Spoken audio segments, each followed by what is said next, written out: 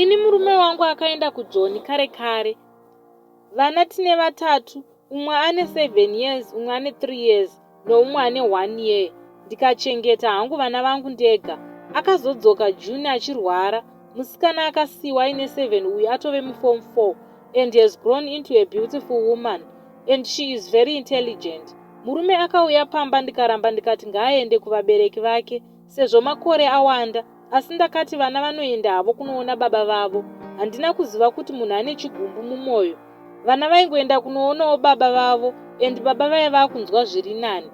Nhau nyaya yangu Wedu we yandiunza pano. Musikana akaenda kwambuya vacho Wednesday, aifanira kudzoka Friday. Haana kuuya, ndikafona vakati anouya, tanga tiri kumusha. Iye handina kutaura naye. Ndazoona nguva yareba, ndakanotora mwana.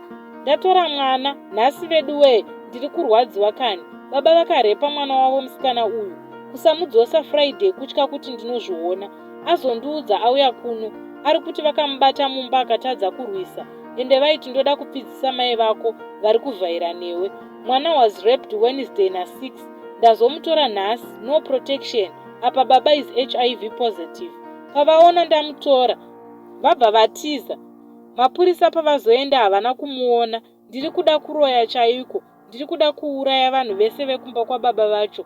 Nekuti kana mbuya natete vacho vakazviziva, vakaudza mwana kuti hauchabude mumba, unosungisa baba. Saturday nezuro akarepwa futi. Ko vakadi havo kundipa mwana wangu, kana kuti dai haka akadzivirira nhumbu nechirwere. Baba kubvisa mwana wavo humhandara, dzinza ravo richisekerera. Ndibatsireiwo Wedu nen'anga yokuMozambique chaiwo ndiuraye munhu. Ndagumirwa kane amai vangu we.